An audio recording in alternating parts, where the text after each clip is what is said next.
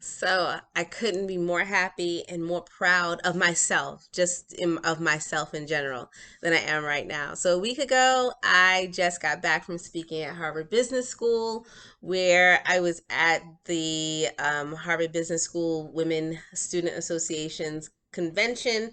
It was a 1 day extravaganza. I mean, tens of thousands of people were there. It was amazing, amazing sessions. I met some other amazing speakers, and I'm telling you, I've had a lot of great events in my lifetime, but nothing quite like this. And the gravity of the fact that I spoke at Harvard kind of came over me when I came home and I realized I had just hit what I like to call the lottery jackpot, because I'm a girl who went to school. I grew up in a beautiful immigrant family in Brooklyn, New York, and I went to a very preppy kind of, high-end Catholic school. And as long as I could remember, I have always suffered with an issue with regard to math. I don't know what it was, but 2 plus 2 just never equaled 4. It was kind of like 22. LOL. And I didn't know really what my disconnect from math was until my senior year of high school, when I found a teacher who actually could teach math my way. And she spoke my language. I didn't know what it was, but somehow she connected with me. And all of a sudden, you turn this, D math student into an A math student. Up until that point, I had been doing A's in every other class except math. So when I went to graduate from high school, I didn't apply to college specifically because I had two issues. Number one, I was afraid that because of my math issue, that when I went to college, I'd have to keep on doing this.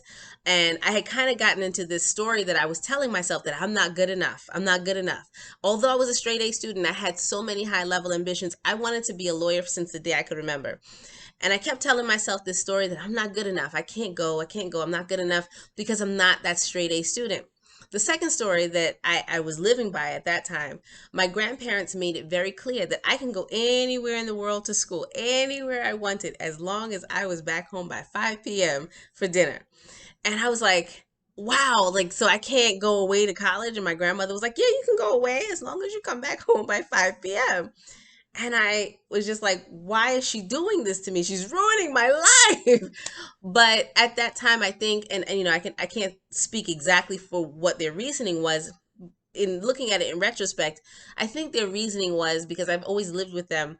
They were worried that I would go to college and never come back. And my grandparents really depended on my presence. I am their youngest grandchild, and I am the only one that ever lived with them. So I think that they were worried that I won't never come back. And so to protect me from going out there and never coming home, my grandparents just said, hey, the only condition to going to college is that you have to come home.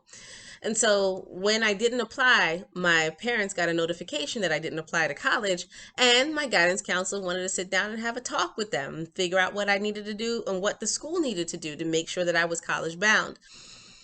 So I sat there and I went to the meeting, and I go, and I remember the guidance counselor. He's a guy a little bit older than me, and he rocked back in his rocking chair, his nasty desk, and he said, what do you want to be when you get out of here? I said, I want to be a lawyer. He said, so let's make that happen. So he typed something in his computer. This is the 90s. It was like a DOS computer.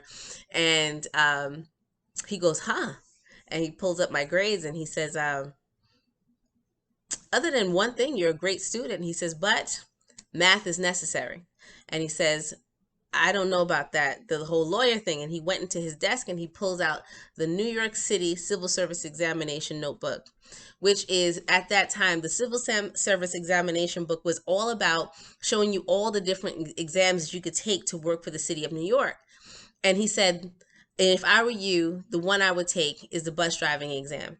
He said, because the best you will ever be is a bus driver.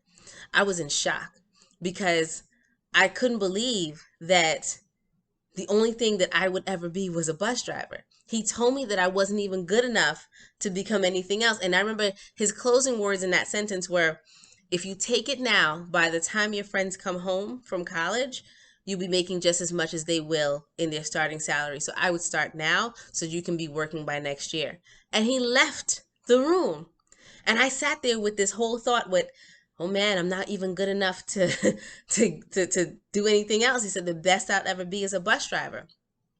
And I sat with that for about a year. I had this self-sabotaging behavior because I was like, I'm now, I know I'm not college material. I know I'm not.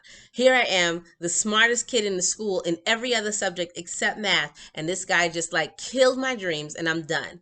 So I remember my aunt called me and she said, I have an appointment with you to go to LIU, Long Island University. I went, I got in. Right after I got in, they put me through this preparatory class to be able to get through some Regents level math. I got through it. I scored an A. I was in. I was ready to go. Then I left there. I went to Hofstra and I stayed there for the next 6 or 7 years.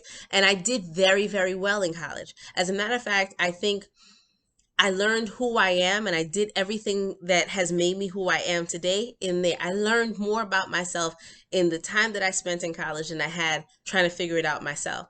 And now imagine, let's fast forward this whole track a little bit. The man who told me that the only thing I would ever be is a bus driver had been proven wrong because that girl became a speaker at Harvard. I've spoken for Facebook, standing next to Sheryl Sandberg herself and Jada Pinkett Smith.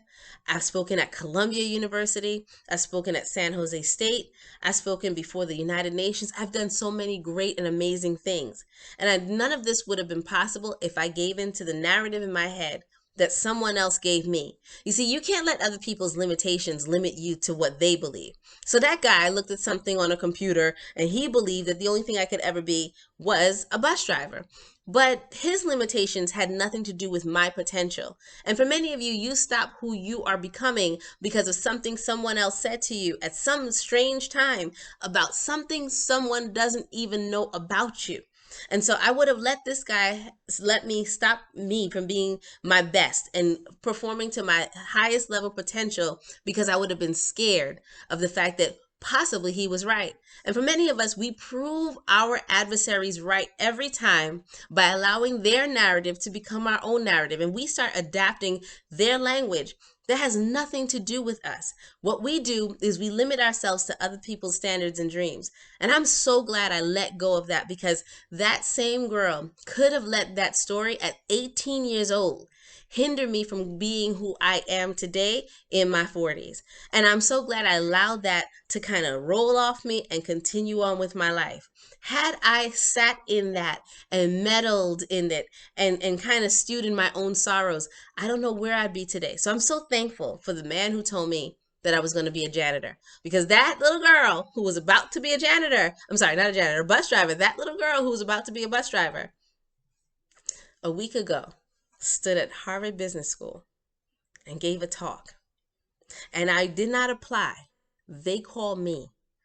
So that little girl is necessary. That little girl is needed somewhere. And there is a whole world that needs what you offer. And that little self-sabotaging behavior that you have around messaging and what someone has told you is hindering you from being your best. Get that story out of your head. That thing is on loop, going around and around. You saying it to yourself every day. And it's a shame how we actually repeat the stories of the past that someone else who actually does not matter, we allow them to have so much influence in our lives. If I can go to Harvard, let me say, I went to Harvard. If I can go to Harvard, so can you. There's nothing stopping you. Get that story out of your head.